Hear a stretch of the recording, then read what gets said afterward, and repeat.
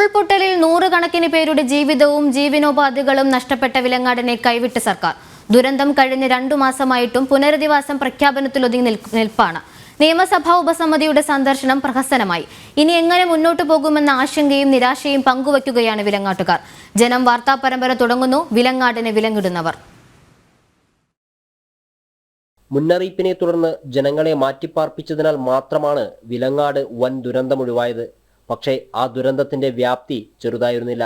പാലൂർ, മുച്ചംകുഴി, പന്നിയേരി, മാടാഞ്ചേരി, കുറ്റല്ലൂർ, പറക്കാട്, പുല്ലുവ, മഞ്ഞച്ചീളി, മഞ്ഞക്കുന്ന് തുടങ്ങിയ സ്ഥലങ്ങളിലായി ചെറുതും വലുതുമായ 100ഓളം ഉരുൾപൊട്ടലുകളാണ് ഒരേ സമയം സംഭവിച്ചത്.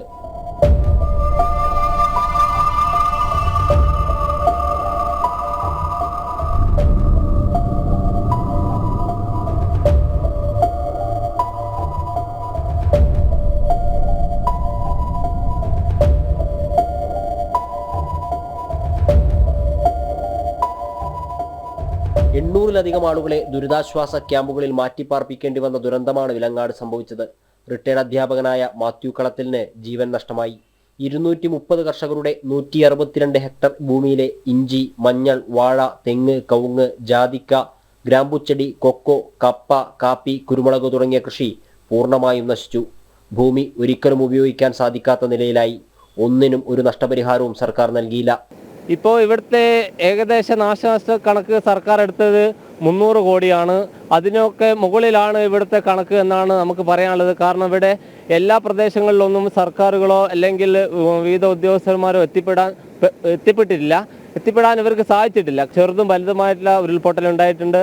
നമുക്കറിയാം, മാടാഞ്ചേരി, പറമ്പടി മേഖലയിലൊക്കെ ഏക്കർ കണക്കിന് സ്ഥലമാണ്. ഒരാൾ തന്നെ 3 ഏക്കർ സ്ഥലം മുഴുവനായിട്ടും പോയിട്ടുണ്ട്. അവിടെയുള്ളത് വനവാസികളാണ്. വനവാസികളുടെ ഭൂമി 1 സെന്റ് പോലും ബാക്കിയില്ലാതെയാണ് അവിടെയൊക്കെ നഷ്ടപ്പെട്ടിട്ടുള്ളത്. 18 വീടുകൾ പൂർണ്ണമായും തകർന്നു. 80 വീടുകൾ ഭാഗികമായി ഇല്ലാതായി. റോഡുകളും പാലങ്ങളും ഒക്കെ ഒലിച്ചുപോയി. പൊട്ടിയതും പൊളിഞ്ഞതുമൊക്കെ ഇപ്പോഴും അതുപോലെ തന്നെ തുടരുന്നു. പുഴയിൽ ഒലിച്ചെത്തിയ കല്ലുകളും മരക്കഷ്ണങ്ങളും മാറ്റിയില്ല. വിലങ്ങാടുകാർ വീടും തൊഴിലുമില്ലാതെ പല ദേശങ്ങളിലേക്ക് നാടുകടത്തപ്പെട്ടു. ഉരുൾപൊട്ടിയ നാളുകളിൽ കൂടെ ഉണ്ടാകുമെന്ന് ഉറപ്പു നൽകിയ സർക്കാർ ഇപ്പോൾ തിരിഞ്ഞു നോക്കുന്നു പോലുമില്ല. അടിയന്തര സഹായമായി പ്രഖ്യാപിച്ച 10,000 രൂപയിൽ ആകെ നൽകിയത് 5,000 മാത്രം. ഞങ്ങൾ എങ്ങനെ ജീവിക്കുമെന്ന വിലങ്ങാടുകാരുടെ ചോദ്യത്തിൽ നിന്ന് എത്ര നാൾ സർക്കാരിന് ഒഴിഞ്ഞുമാറാനാകുമെന്നാണ് ഉയരുന്ന ചോദ്യം. ജനം, കോഴിക്കോട്.